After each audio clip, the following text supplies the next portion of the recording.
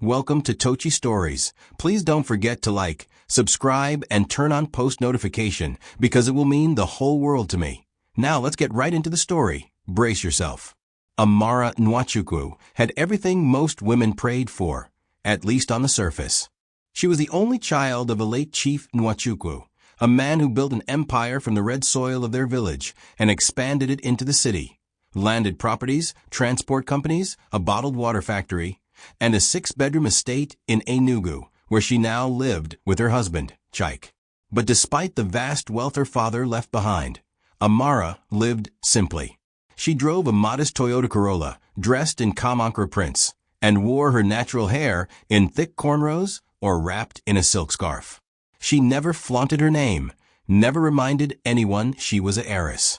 To her, dignity wasn't in display, it was in quiet sacrifice. Every month, she paid her husband's warehouse rent without his knowledge. Every week, she sent money to his mother for her hypertension and early-stage kidney issues. Her lawyers handled all the tenants under her father's estate, but she never brought up the numbers at home. She didn't need to. Amara was content being a wife, not a queen, not a boss, just a helper. Her love for Chike had once been intense, pure, and born from a place of empathy. He was a civil engineering graduate, intelligent, driven, but frustrated by a system that rewarded corruption more than honesty. They met in church at a youth empowerment seminar. Amara fell in love with his fire, his belief in fairness, his disdain for nepotism. She never told him who she was, not at first. When he found out months later, after they had already shared long nights of dreaming about the future, he said it didn't matter. She was the woman he wanted, not the wealth. That moment replayed in her mind every time she saw signs of his shifting behavior. Maybe she had misunderstood him. Maybe he had changed. Or maybe the pressure from his family, who had always looked at her with a mix of awe and resentment, was getting to him. But Amara, ever graceful, didn't pry. She focused on being helpful.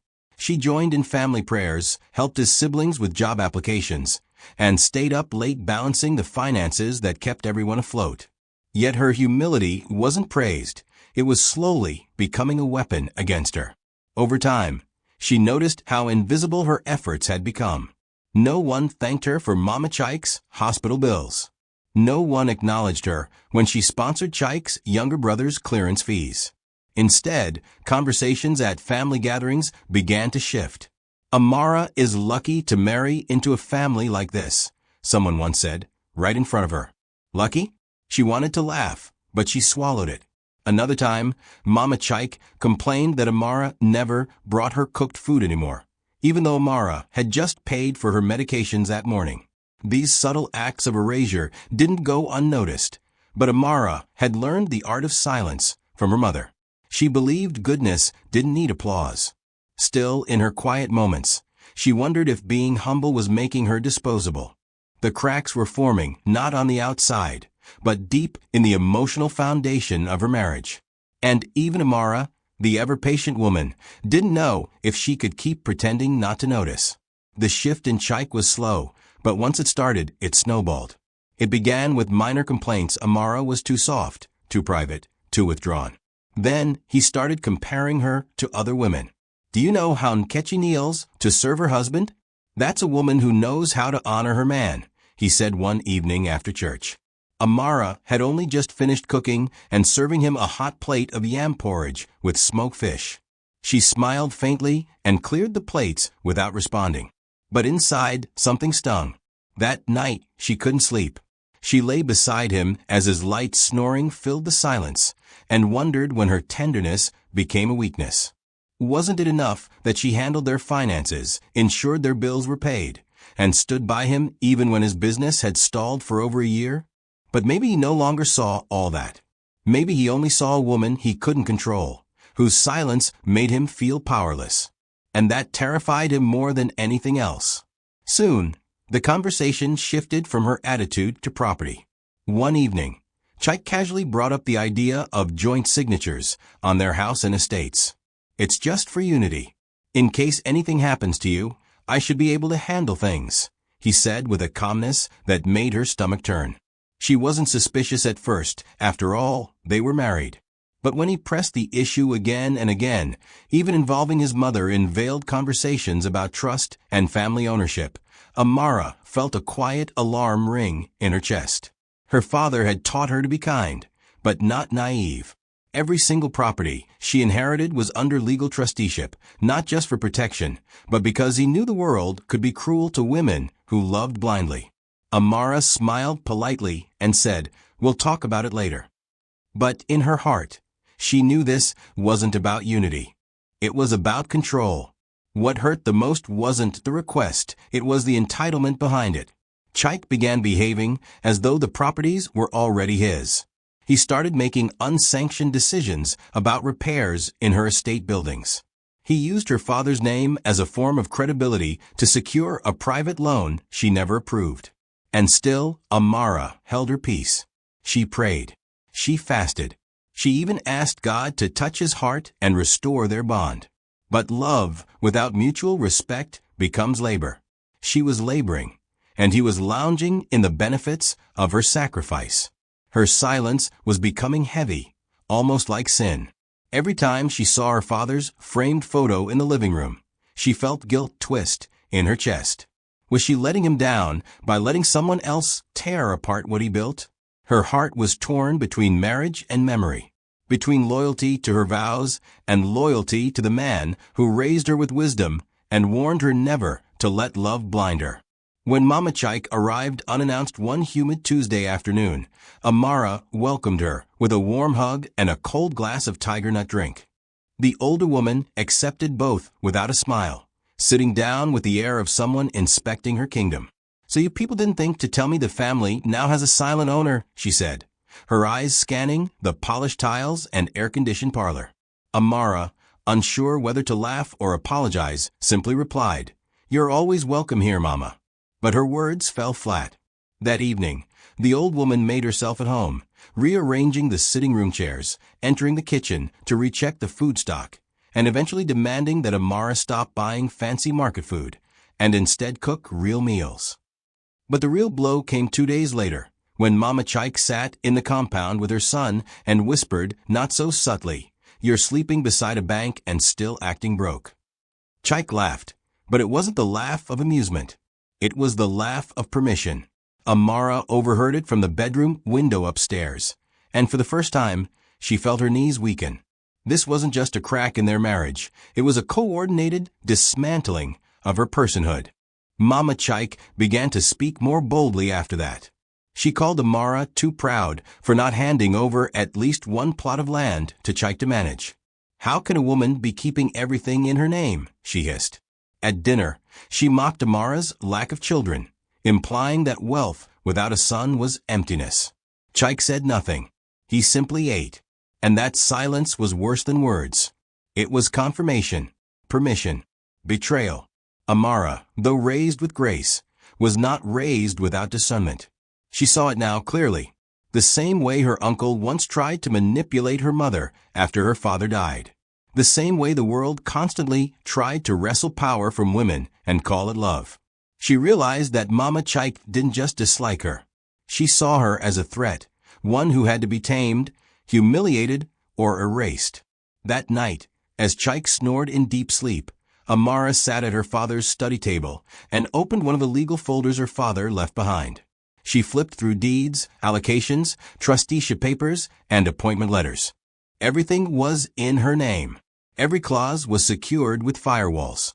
But she wasn't smiling. She wasn't comforted. For the first time, Amara felt fear, not for what she might lose, but for what Chaik might try next if he realized he couldn't win.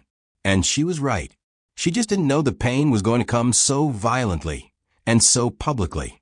It started with something so small that Amara didn't even think much of it at first, a $200,000 withdrawal from her company's emergency fund. The accountant called to confirm her approval, but she brushed it aside, assuming it was a clerical error. After all, she trusted Chaik. He had handled minor transactions before on her behalf, and even though he never gave detailed reports, she believed he was using it to support his business. But 2 weeks later, there was another withdrawal. Then another. By the end of the month, almost $1.2 million was gone, all approved under a digital signature that looked exactly like hers. That was when she began to wonder.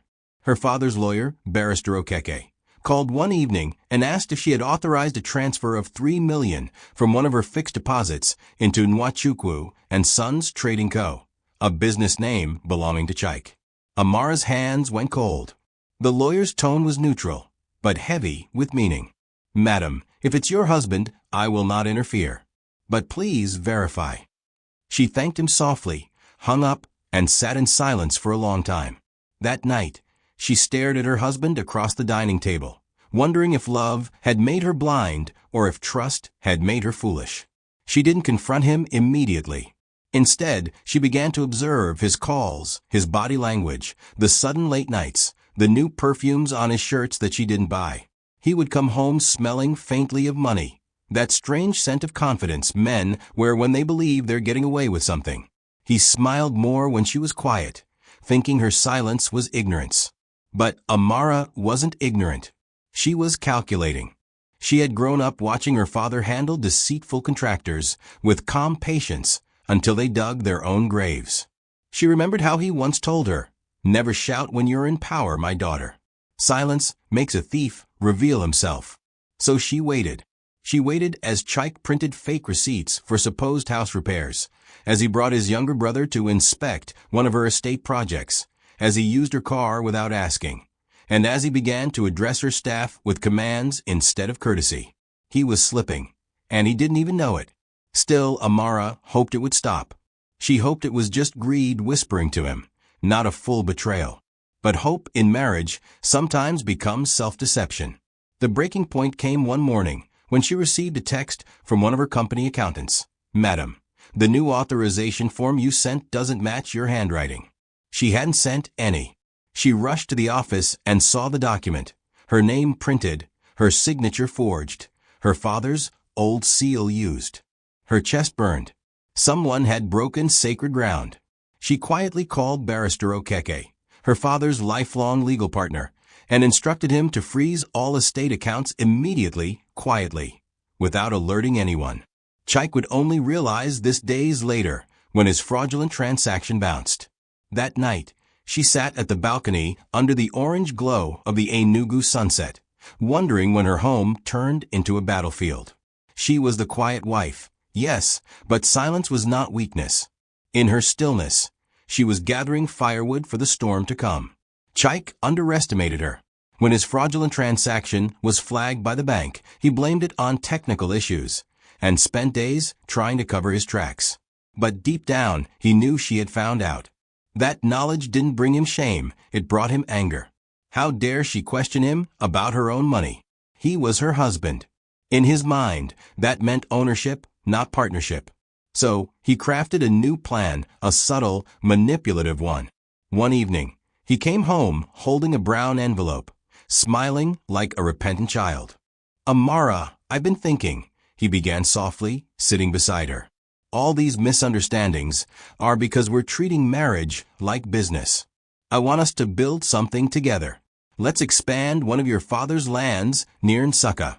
I have a contact who wants to partner with us." He pulled out a set of papers. "Just sign here, love.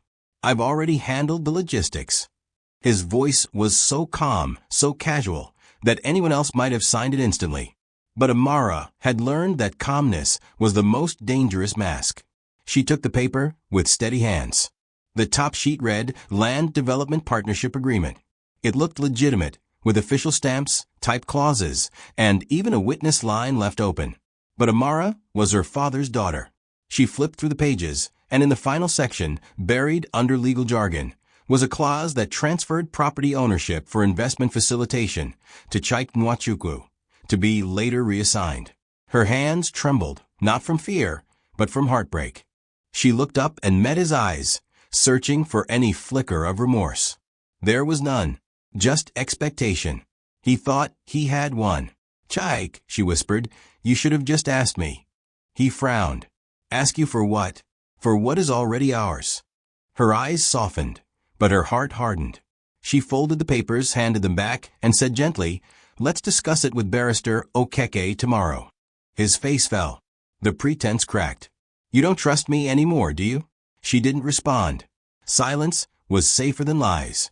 That night, they slept facing opposite directions, a first in their marriage. Amara lay awake, tears rolling silently down her cheeks as the ceiling fan hummed. She realized she was no longer fighting for love.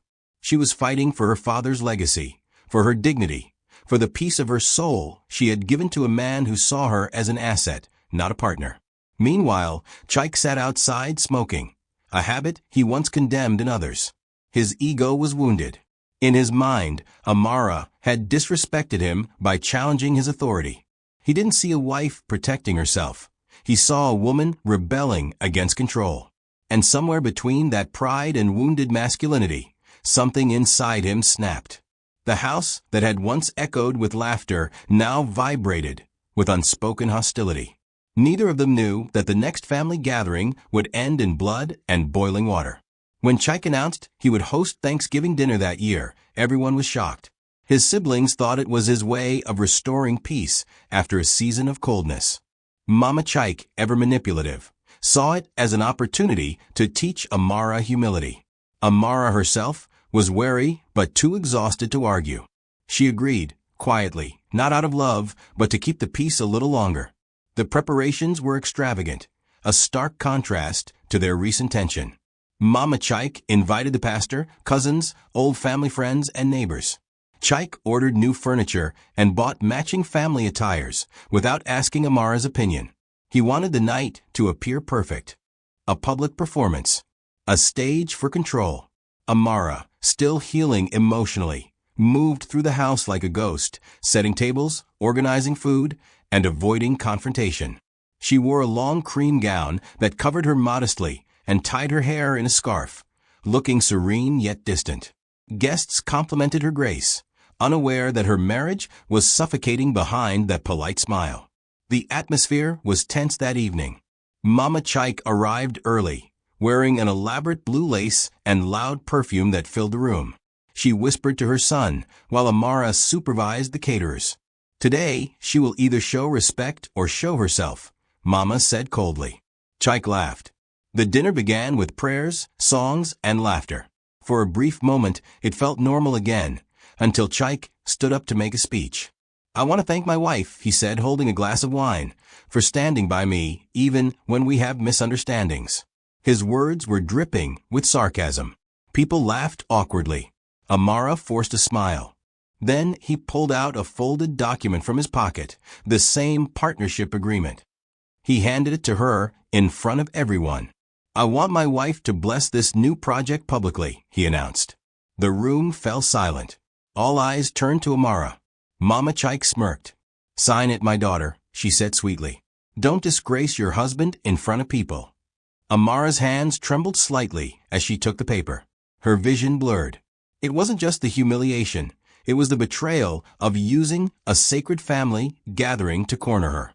She looked at her husband's face, the face of the man she once loved, and saw not love, not remorse, but triumph.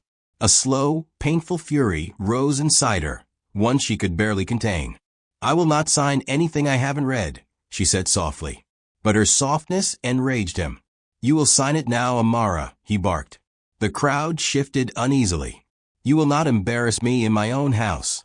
Mama Chaik stood up, her voice sharp. What kind of wife disrespects her husband like this? Before anyone could intervene, Chaik slammed his wine glass down and stormed to the kitchen. Moments later, he returned, holding a steaming kettle. Amara didn't even have time to understand what was happening before pain exploded across her shoulder and neck. The scalding water poured down her skin as the crowd screamed. Dishes shattered. People rushed forward. And Chaik, realizing what he'd done, stood frozen, his face pale. The room that was supposed to be filled with thanksgiving became a silent grave of shock, and the beginning of his downfall. The sound that followed the splash was not just a scream, it was something raw, something primal, something that made even the walls tremble. Amara's voice pierced through the noise of laughter, music, and chatter, turning what was meant to be a family Thanksgiving into a scene of horror. The boiling water seared through her left shoulder, running down her chest and arm like liquid fire. Her cream gown melted against her skin, sticking painfully as she stumbled backward, knocking over plates and wine glasses. The smell of burnt fabric mixed with the faint scent of roasted turkey, creating a grotesque contrast of celebration and suffering. Guests froze. No one moved at first. Mama Chaik gasped loudly, but did not rush forward. She held her chest and murmured, "Jesus," as though shocked, but her eyes carried a quiet satisfaction, a kind of she deserved it, righteousness that only wicked hearts can wear in moments of tragedy. One of Chaik's cousins ran to fetch water. Another called for an ambulance. But the most chilling thing in that room was not the chaos. It was Chaik himself. He stood still, gripping the kettle, his face blank, his breathing shallow. The rage that had consumed him seconds earlier now drained, leaving behind a hollow man staring at the ruin of his own actions. The ambulance arrived 15 minutes later, but to Amara, it felt like a lifetime. The pain had consumed every inch of her body, spreading through her nerves like wildfire. Her breathing came in broken gasps as her skin blistered and peeled. Someone wrapped her with a damp towel. Another held her trembling hand, whispering prayers. Chaik finally moved, pretending to help, trying to look like a concerned husband in front of witnesses. "It was a mistake," he muttered repeatedly, his voice shaking. "She tripped, I didn't mean to." But no one responded. Even the guests who once admired his calm and confidence now looked at him with disgust. The pastor who had been invited to bless the meal quietly turned away, muttering, "Lord have mercy."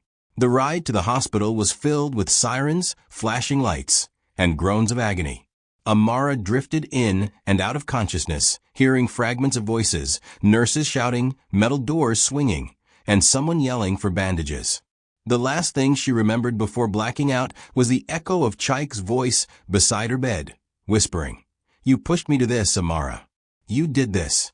She woke up hours later under white hospital lights, her shoulder bandaged, her arm immobilized. The pain was unbearable, but even more unbearable was the silence inside her. The woman who once smiled at the world now felt nothing, not even hatred. She watched Chaik pace in the hallway through the glass window, his hands on his head, acting distraught. When he finally entered, he sat beside her bed, his eyes red from fake tears. "I'm sorry," he said. "It was the heat of the moment. You embarrassed me in front of my family. I didn't mean to. Please, don't make this bigger than it is." His words were knives wrapped in apology. Amara stared at him without a single tear. Her lips were dry, her eyes swollen, her heart hollow. She realized something profound in that moment. Love dies quietly, not with screams, but with numbness. She didn't scream or curse him. She just whispered, "Get out." Chaik blinked, confused, expecting anger, but her calm terrified him more than any outburst could. For the first time, he looked at her and saw not his wife, but the consequence of his own destruction. The days that followed were a blur of morphine, sleepless nights, and the sound of machines beeping softly in the dimly lit hospital room. Amara's burns were severe, covering her left arm, shoulder, and a portion of her chest. The doctors said it would take months to heal, maybe longer. She couldn't move her arm without pain shooting through her body like lightning. Visitors came and went, mostly out of pity, not love. Her husband came every morning with flowers and guilt plastered across his face, holding her hand like nothing had happened. "The family is praying for you," he would say, as though prayer could wash away cruelty. Mama Chaik came once, uninvited, wearing an over-exaggerated expression of concern. "My daughter," she said, pretending to weep. "Chaik told me it was an accident. Please forgive him. Don't destroy your home over one mistake." Amara just stared at her, her eyes hollow. Forgive? The word itself sounded poisonous. The same woman who called her proud now wanted forgiveness for her son's brutality. It was almost laughable, if not for the pain coursing through her veins. One night, a nurse came in quietly, adjusted her foredrip, and whispered, "Madam, I saw what happened that day. You need to be strong." The words triggered something deep inside Amara, a mix of humiliation and awakening. Strong. She had been strong all her life. Strong when her father died and left her surrounded by greedy relatives. Strong when she married a man who pretended to love her, but loved her wealth. strong when she carried everyone's burden without complaint. But strength had turned into silence, and silence had allowed evil to bloom. She realized now that kindness without boundaries was an invitation for cruelty. As the nurse left, Amara turned her face to the wall, tears silently soaking her pillow. Not tears of pain, but of decision. The woman lying on that hospital bed would not be the same woman who walked back into that house. Something inside her was dying, not her body, but her naive heart. By the time she was discharged 2 weeks later, her body was weaker, but her mind was sharper. Chike came to pick her up, all smiles, holding her bag. "I prepared your favorite food," he said softly, as if nothing had happened. "Let's start afresh, Amara." She didn't respond. She let him carry her bag, let him open the car door, but her eyes never met his. The ride home was silent. As soon as they reached the gate, she looked at the house she had called home and felt only emptiness. That night, while Chike slept, she stood before the mirror and looked at the scars running across her skin. Ugly, raw, and permanent, a reminder that love could wound deeper than any knife. She packed her few belongings into a small suitcase, slipped out of the house quietly before dawn, and left without a note. No goodbye, no confrontation, just silence. The quiet wife had died that night. What remained was a woman reborn in pain, and the world would soon feel her absence in ways no one expected. When Chike woke up that morning and found the bed empty, he thought she had gone to the bathroom. When an hour passed and her phone lay still on the table, he began to panic. He ran to the gate, shouting at the security guard, "Where's my wife?" The man looked confused. "Olga, she left early this morning. I thought you knew." That was the moment Chike's heart sank, not from love, but from fear. He knew what her absence meant. Amara was the quiet power behind everything, the financial backbone of the family, the bridge between his mother's medication, his siblings' school fees, and his company's silent funding. If she was gone, everything was at risk. He called her repeatedly, but her line was switched off. He went to her office, but the secretary said her lawyer had been there the previous day to collect documents. Something was happening, something bigger than he could control. That evening, he called her mother's family, but they hadn't seen her either. Panic turned to anger. "How dare she leave me?" he muttered, pacing like a caged animal. But deep down, he knew this was his doing. The days turned into weeks. Chike tried to keep up appearances, pretending that his wife had gone on a healing retreat, but word began to spread. Tenants under Amara's estate stopped sending their rent payments to him. Hospitals that used to deliver Mama Chike's medication called to say the bills were unpaid. The account he once freely accessed was suddenly frozen. Even his company partners started to pull away, claiming legal complications. Mama Chike grew restless, calling him every hour, demanding answers. "What do you mean the hospital said they won't treat me without Amara's approval?" she shouted. Chike lied through his teeth, saying Amara was in the village praying. But lies can't sustain reality. Within a month, everything began to crumble. His mother's health deteriorated. The nurses who once treated her with care now demanded advance payments. The once lively house turned cold, filled with tension and unspoken dread. The woman they had mocked, the one they poured boiling water on, was gone, and so was their lifeline. Meanwhile, Amara stayed hidden. She rented a small apartment in another city under a different name, far from Enugu. Her burns were healing slowly, but she refused to look at herself in the mirror. Every scar was a memory, every movement a reminder. She spent her days in silence, praying, reading, and writing letters she never sent. Her lawyer handled everything, the account freezes, the trust fund revisions, and the silent transfer of ownership away from Chike's reach. It was not revenge in her mind. It was self-preservation. Yet fate had its way of turning self-preservation into vengeance. Because her absence was not just withdrawal, it was a void that would consume everything her husband once stood upon. Without her, the very foundation of his pride, wealth, and family structure began to rot. And by the time he realized the depth of his loss, it would already be too late to beg for forgiveness. For the woman he burned had turned her pain into power, and she was never coming back. At first, Chaik thought Amara's disappearance was temporary, that she'd cool off, forgive him, and return. He told himself she had nowhere else to go, that her silence was just her usual way of punishing him softly. But as the weeks stretched into months, the illusion began to crumble. Her phone line remained off, her lawyers unreachable, and her properties, the very ones he once tried to control, were sealed tighter than a government vault. It was like she had erased him from her life completely. At first, he kept up appearances in front of family and friends. He told them Amara had traveled to the U.S. for medical care. He even circulated pictures of a hospital online to back up his lie.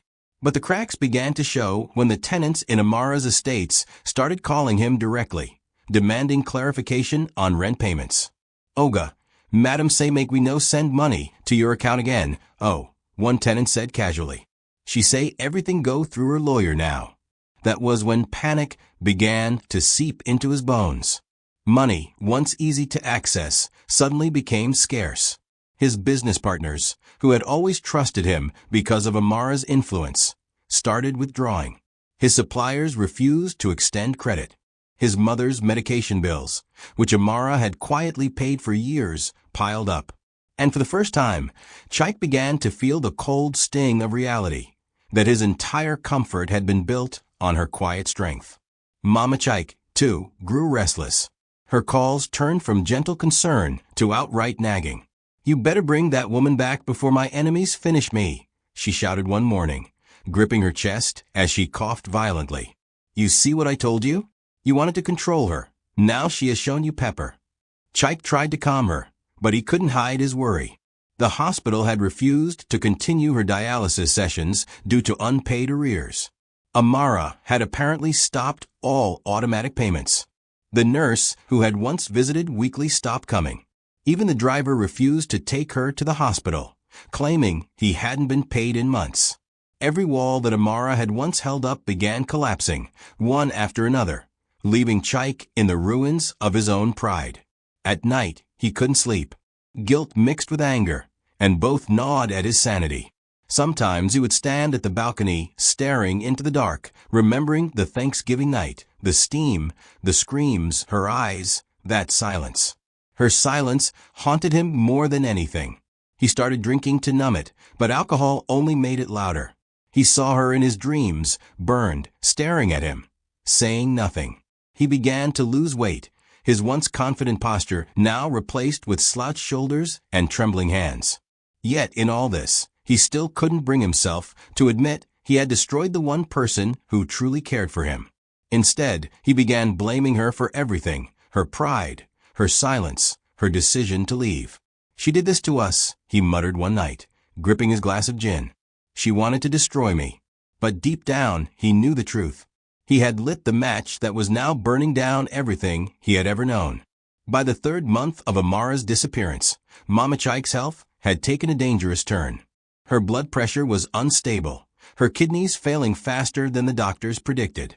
Without her medication and regular dialysis, her body was slowly giving up. Yet instead of remorse, her bitterness grew sharper.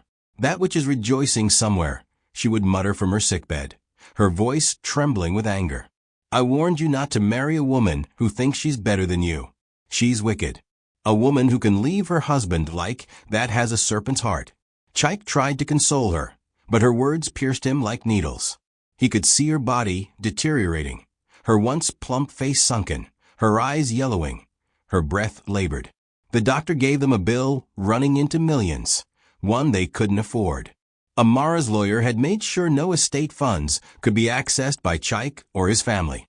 "All payments must be authorized by Madame Amara herself," the bank manager said coldly. "Without her written consent, we cannot process anything." That statement replayed in Chaik's mind every night like a curse. Desperation drove him to make rash decisions. He sold his car, pawned his wristwatch, even borrowed money from friends. But it was never enough. The debt collectors started coming. The house once filled with laughter now echoed with coughing, arguments, and unpaid bills.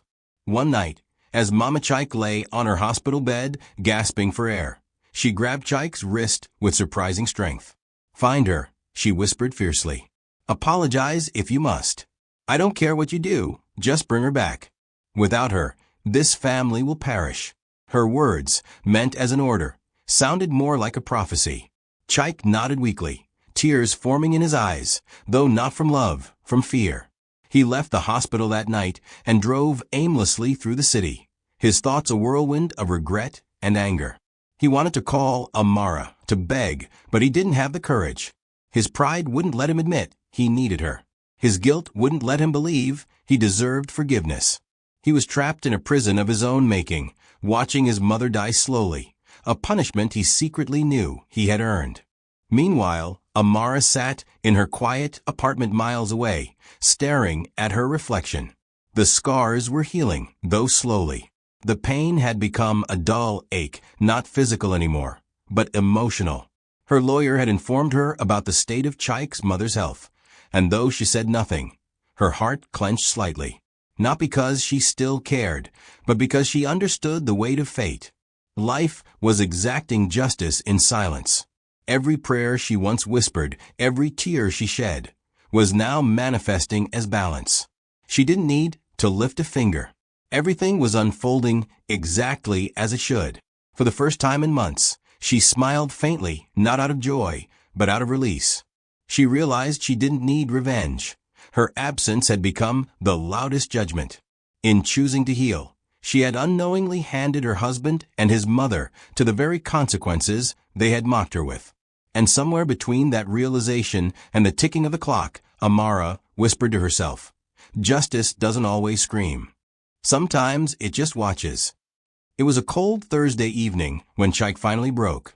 His mother had collapsed earlier that day, and the doctors said her body could no longer handle the strain of missed dialysis. "She may not make it through the night," the nurse said. Chaik sat in the hospital hallway, his head in his hands, tears streaming down his face. For months, he had avoided calling Amara out of pride, but now desperation overpowered his ego. His hands shook as he dialed her number, praying she would answer. After 4 rings, she did. The sound of her voice, calm, distant, scarred, sent shivers down his spine. "Amara," he began, choking on his words. "Please. Please, I need you. Mama is dying. The hospital won't treat her without your authorization. Please, she's your mother too. I know I hurt you. I made mistakes. But don't let her die like this." There was silence on the other end.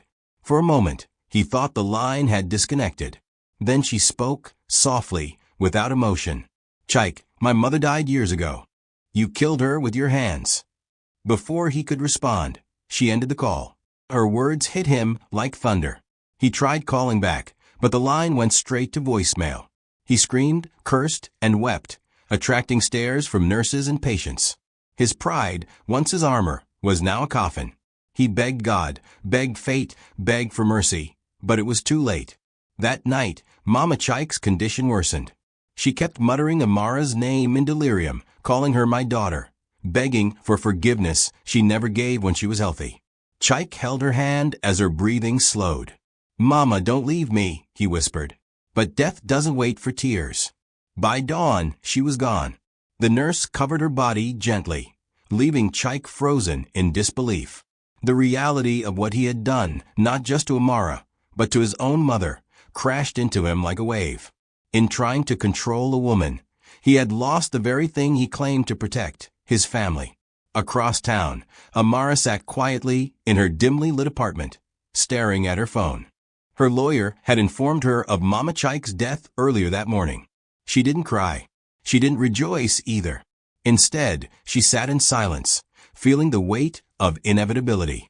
Karma had a way of finding balance, without cruelty. She had withdrawn from their world to heal, but her absence had become the thread that unraveled their lies. She whispered a prayer, not for the dead, but for the living, for those still trapped in the cages they built for themselves. Then she placed her phone down, locked it in a drawer, and took a deep breath. Her revenge had never been planned. It had been born out of silence, and silence had delivered justice in full. And though she didn't know it yet, that single phone call would become the spark that ignited Chaik's final collapse, the beginning of his public disgrace and her quiet redemption. News of Mama Chaik's death spread quickly across the neighborhood like wildfire in Harmattan. The woman who once paraded herself with pride, who taunted others and walked with a lifted head, had died silently, abandoned by the same wealth and privilege she once ridiculed others for lacking. But the real story wasn't just her death, it was how she died. No money, no medical care, no daughter-in-law at her bedside.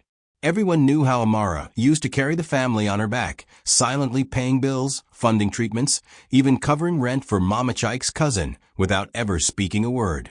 So when people learned that the family was now broke and begging, they didn't pity them, they mocked them. NN, so na so dem day? After all the shock era? The neighbors whispered. That their wife Wei get sense don leave them. She be correct woman. Even Chaik's friends, who once envied him, began to avoid him. He couldn't walk into a barber shop without people pausing to stare. Some openly whispered behind him. Others posted cryptic comments on WhatsApp statuses. He had gone from chief to the man who poured hot water on the woman feeding his entire generation. At the mortuary, Chaik stood with trembling hands, trying to finalize burial arrangements. But he was alone. His siblings, once noisy and entitled, now avoided responsibility. Brothers, no vex, things hard. His younger brother texted when asked to contribute. Nah, you marry rich woman, nah. That line cut deeper than a blade. Chaik had lost his mother, his marriage, and now his dignity. Even the family's priest declined to lead the funeral service, citing lack of funds and moral conflict. No one wanted to associate themselves with the disgrace. The mortuary staff, tired of delays, threatened to dump the body in the public cemetery if payment wasn't made. Chaik begged, borrowed, and finally managed to scrape enough to bury her, but it wasn't the burial she deserved. No choir, no flowers, no reception, just a few plastic chairs under a tree, some sachets of water, and murmured prayers from a disinterested pastor who left immediately after the final dust hit the coffin.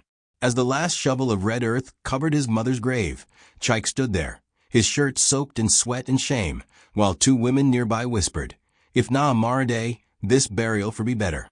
The words echoed louder than the funeral chants. That night, Chaik returned to his mother's house, now empty, silent, and dimly lit by a single bulb swinging from a frayed wire. He sat in the same parlor where Amara once served hot pepper soup, where she knelt to greet elders, where Mama Chaik once called her too proud. Everything was gone, the food, the family, the honor. Even the fridge hummed like a ghost, empty except for stale water. He sat on the floor, holding an old family photo with Amara in it, smiling, graceful, unaware of the betrayal awaiting her. He wanted to scream, to rewind time. But there was nothing left to hold on to. His mother was dead. His siblings had vanished. The world was laughing at him. And worse, Amara hadn't said a word since. Not a single message. Not even to ask about the burial. Her silence burned more than her screams ever could. In that silence, Chaik realized something terrifying. He was no longer losing. He had already lost everything. Chaik had always imagined that when his mother died, it would be a celebration of legacy. A grand event with canopies stretching across the entire compound, multiple cows slaughtered, and crowds large enough to block the road. But what he got instead was shame. The funeral, if it could be called that, was a rushed and muted affair. The only people who showed up were a few distant relatives and some curious neighbors who came more to witness his downfall than to pay respects. There was no music, no caterers, no lace uniform, no hired mourners. Just dust, plastic chairs, and quiet judgment. The priest who agreed to say the final prayers barely spent 15 minutes. Even the choir refused to come after learning there would be no honorarium. Chaik's siblings were nowhere to be found. They all had excuses.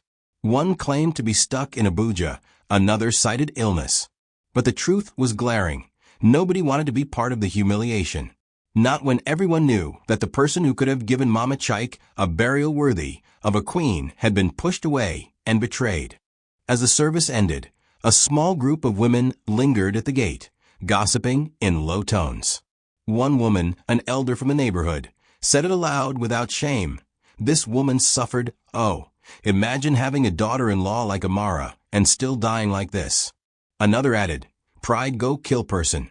If na me, I for day shine day enjoy." Their voices were not whispers, they were knives, slicing through Chike's ego as he stood nearby, pretending not to hear. But he heard every word. Their voices followed him back to the compound, where only empty benches and half-drunk sachets of water remained. The generator had stopped working, and the house was plunged into silence. He sat on the edge of the bed that used to belong to his mother, the scent of her lotion still faint in the air, and wept, not just for her death, but for what he had become. A man stripped of everything, disgraced before his peers, haunted by the ghost of his actions. And still, no message came from Amara, not even a cold condolence. Her absence was louder than a funeral band. In desperation, Chike drafted a long text that night. It was filled with emotion, pleading, and veiled manipulation. "Amara, I know you're hurt. I've paid dearly. My mother is gone. Everything is collapsing. You've made your point. Please, let's talk. At least let me apologize properly. You're still my wife." He stared at the message for hours, rereading it, rewriting it. But in the end, he couldn't send it. Not because he changed his mind, but because he knew it wouldn't be received. Amara had blocked him. On calls. On WhatsApp. Even her email bounced back. She had built a wall so high, even his grief couldn't climb it. And that reality broke him more than anything else. Because now, in the shadow of death, public mockery, and loneliness, he realized he hadn't just lost her body. He had lost her soul. The woman who once knelt to serve his guests, who smiled through insults, who paid for his dreams, was gone. And in her place was a silence so powerful, it buried him before his mother's coffin ever did. But guilt, when it refuses to be acknowledged, often morphs into something darker, blame. And in the days after his mother's funeral, that was exactly what began to grow in Chike like a weed. At first it was quiet, a passing thought, a whispered conversation with his cousin. If she didn't leave like that, Mama would still be alive. But soon it became a narrative, something he could hold onto to avoid drowning in his own reflection. He told it to himself repeatedly. Amara's silence had caused the death. Her pride had broken the family. Her refusal to forgive, to return, to continue playing the role of the silent benefactor. That was what destroyed them.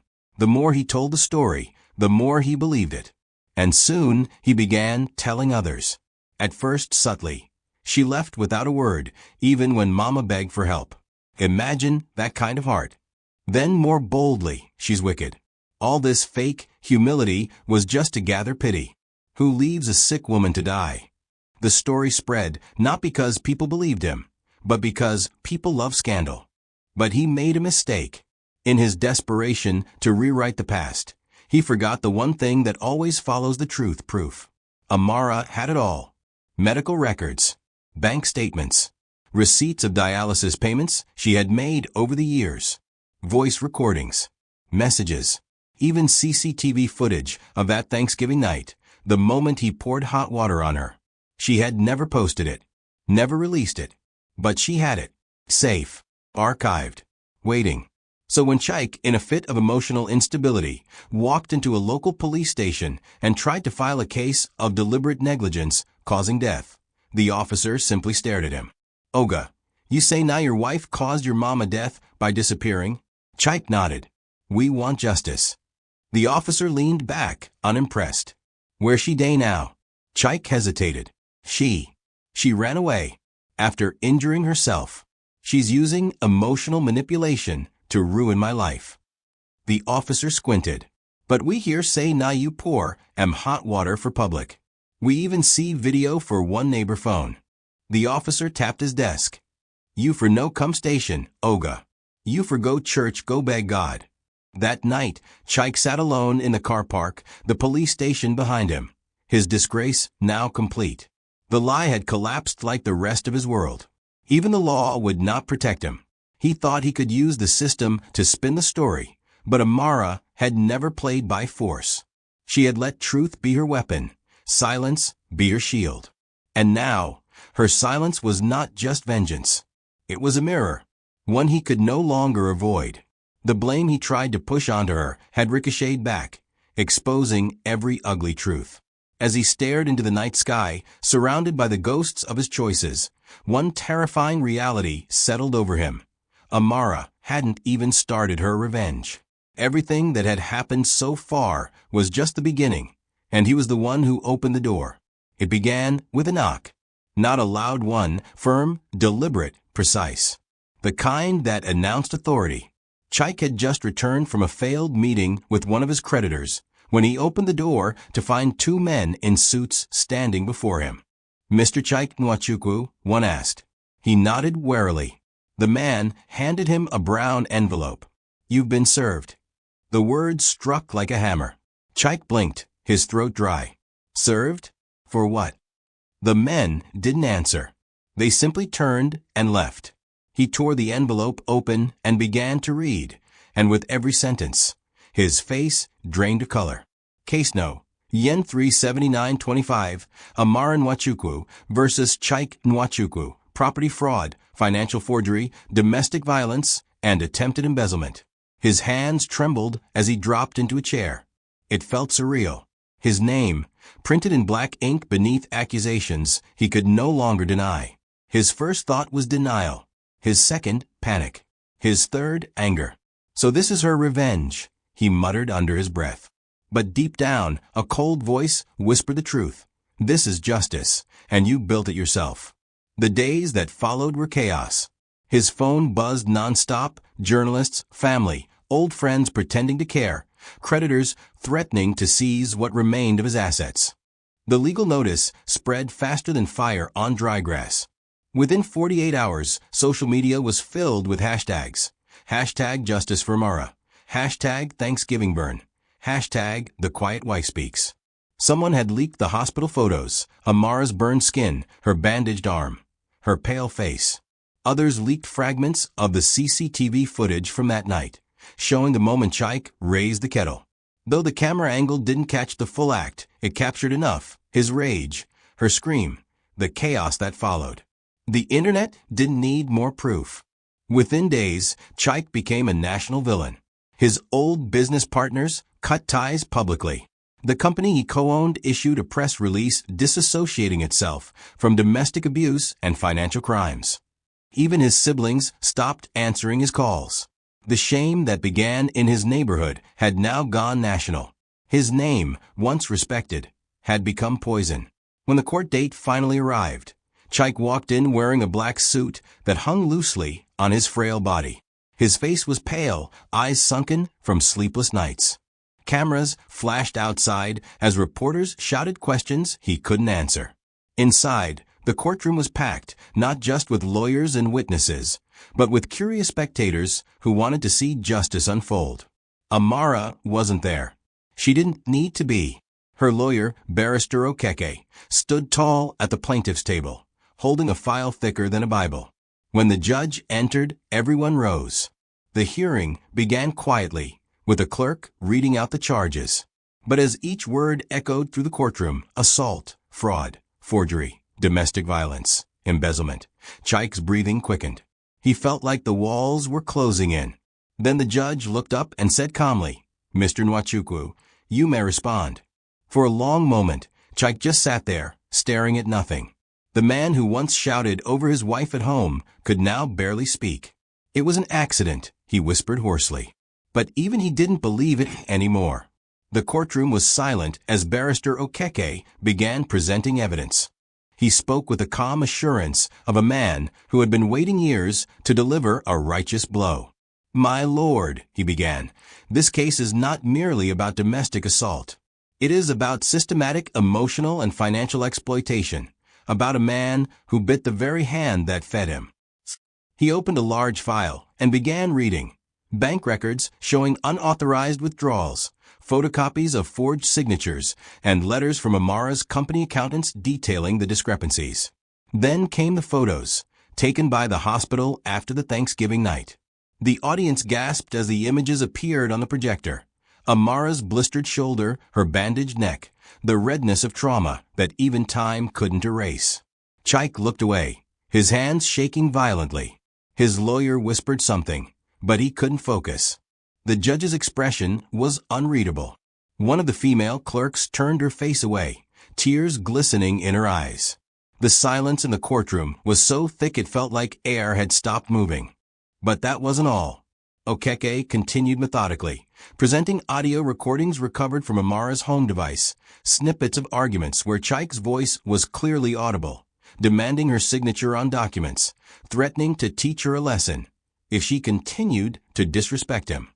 Then came the text messages. One from Chaik to his brother, dated 2 weeks before the Thanksgiving dinner, reading, "Once she signs, I'll take control. She won't even know what hit her." The crowd erupted. The judge banged the gavel for order, but the murmurs wouldn't stop. It was too much, too damning. Chaik sat frozen, his face buried in his hands. The evidence burned more than the water ever did. For the first time, he realized how thoroughly Amara had documented everything, not out of vengeance, but out of survival. Every message, every withdrawal, every conversation, she had preserved them all, quietly, knowing that one day the truth would need no voice. When the prosecution rested, the judge turned to Chaik. "Do you have anything to say?" For a long time, there was silence. Then he stood slowly, his voice trembling. "I loved her," he said. "I made mistakes, but I didn't mean to hurt her like that." His words sounded hollow. Even he knew it. The judge nodded, but said nothing. As he sat down, the courtroom doors opened briefly, and a figure walked in quietly, wearing a long black gown and a scarf that hid her scars. It was Amara. The murmurs swelled again, soft but undeniable. She didn't look at Chaik. She simply sat beside her lawyer, eyes forward, calm and unbroken. For the first time since that night, they were in the same room, but the power dynamic had reversed completely. The man who once burned her was now being scorched by his own deeds. Chaik lowered his head, unable to meet her gaze. And Amara? She didn't need to say a word. Her scars spoke louder than any witness ever could. The second day of the hearing brought the witnesses, people whose testimonies would etch the truth in stone. The first was the housemaid Ngozi, a shy girl in her 20s who had been serving food during the Thanksgiving dinner.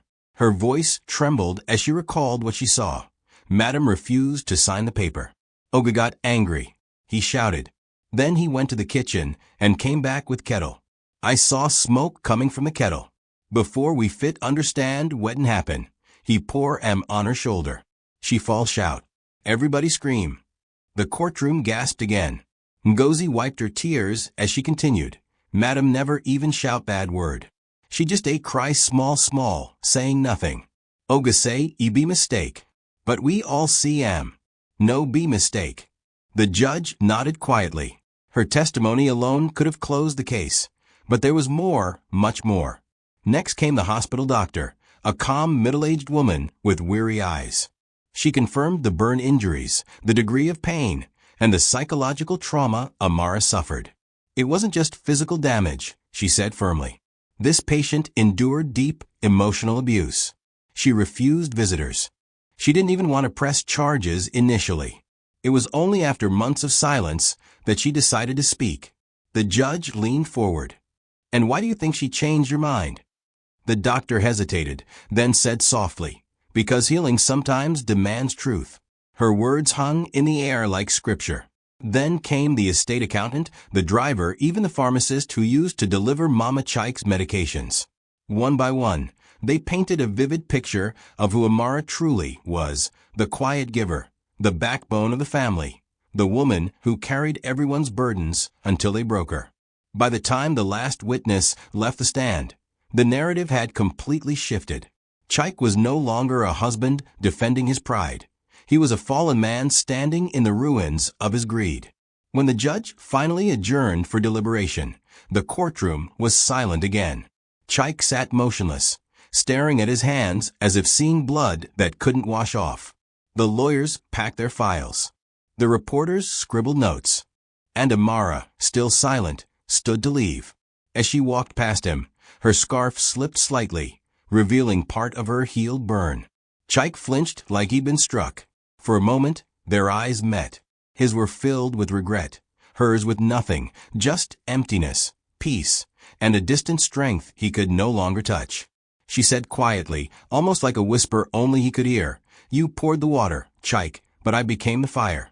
Then she walked away, her heels echoing across the marble floor as cameras flashed behind her. The trial wasn't even over yet, but justice had already spoken, and its voice sounded exactly like silence. The morning of judgment came heavy with rain, the kind that soaked the courthouse steps and made the air smell of old paper and redemption. People gathered again, umbrellas in hand, murmuring as if attending a funeral. And, in many ways, it was. For Chike, this day would bury what little remained of the man he once was. Inside, the courtroom was packed beyond capacity. Lawyers shuffled papers, journalists whispered updates, and spectators waited for what they all knew was inevitable. Amara sat quietly beside her lawyer, her face calm, her scarf neatly covering her shoulder. The burns had healed into faint scars, but her eyes held the weight of everything she had endured. Chike, on the other side, looked like a ghost of himself, pale, gaunt, defeated. His suit hung loose. His hands trembled when he tried to hold his Bible. For the first time since the trial began, he wasn't pretending. The arrogance, the bravado, the false confidence, all gone. What remained was a broken man praying for mercy in a room built for truth. When the judge entered, the rustle of movement ceased. The courtroom became a temple of silence. The clerk read the ruling methodically, coldly, every word falling like a hammer. In the matter of physical assault, the court finds the defendant guilty. Gasps rippled through the crowd, but the judge continued. In the matter of fraud and forgery, the evidence presented by the plaintiff is conclusive. The defendant is found guilty of unauthorized withdrawal of funds and attempted transfer of property ownership. Furthermore, this court acknowledges the psychological and emotional suffering endured by the plaintiff and therefore orders the full restitution of all assets in her name, as well as damages in the sum of 50 million naira. A hush fell. Chike's lawyer tried to object, but his voice was weak, drowned by the sound of justice speaking aloud. Then came the final blow. The defendant is hereby barred from all management or trustee roles in any estate, company, or financial organization for a period of 10 years. This judgment stands effective immediately. The gavel struck once, twice. Final.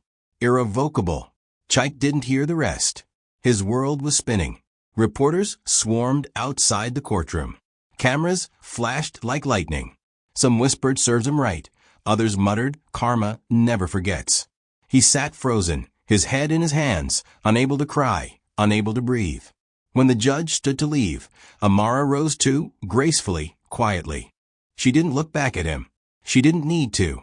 The judgment had already spoken louder than her voice ever could. As she walked toward the exit, one of the journalists tried to ask her how she felt. Vindicated? Angry? Relieved? She paused for a moment, then said softly, "I'm just free." Nothing more.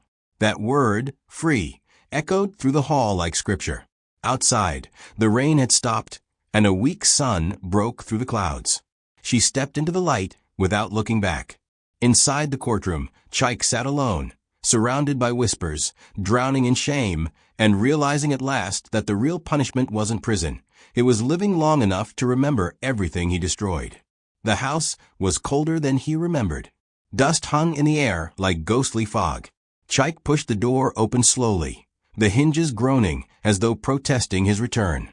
The once beautiful home, filled with laughter, music, and the scent of Amara's cooking, was now a mausoleum of memories.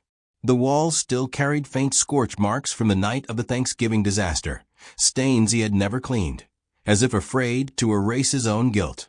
The portrait of their wedding day still hung on the living room wall, Amara in a white lace gown, her smile radiant, her hand in his. He walked closer and touched the frame, his fingers trembling. The glass was cracked, just like the life they once shared. He sank onto the sofa and buried his face in his palms. The silence was suffocating. Every sound, the wind through the broken window, the drip from a leaky pipe, reminded him of what used to be. He saw her everywhere, in the chair where she used to read, in the kitchen doorway where she stood smiling, in the corridor where she once waited for him with open arms. But now there was only emptiness. Her absence was alive. It breathed, it watched, it accused. Days turned into weeks, but the world had moved on. Amara's story had become an inspiration, a tale of survival, justice, and quiet power.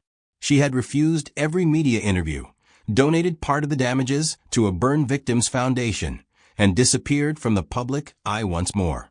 People called her the Silent Flame, a woman who fought without shouting. Chaik, meanwhile, became the symbol of ruin. His business license was revoked.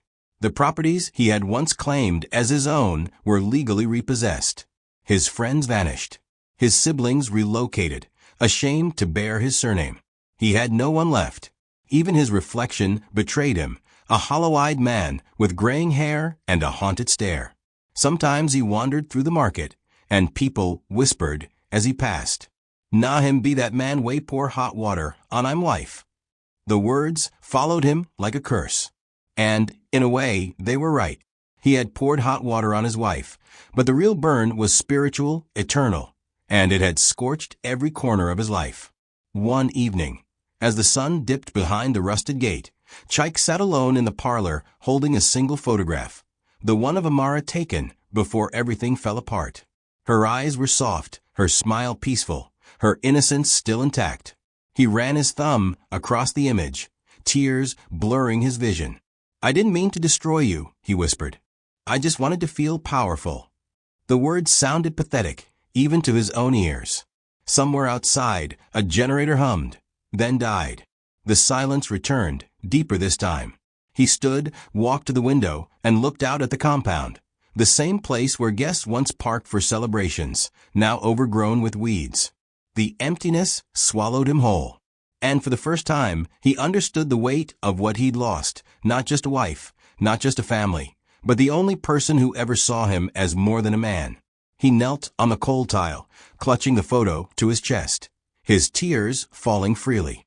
In that lonely house filled with echoes, Chaik wept not because Amara was gone, but because she had survived, and he had to live forever knowing he never deserved her. Thank you for watching this video. What did you learn from this story? Drop it in the comments. Please make sure you like, comment, and subscribe to my YouTube channel Tochi Stories for more.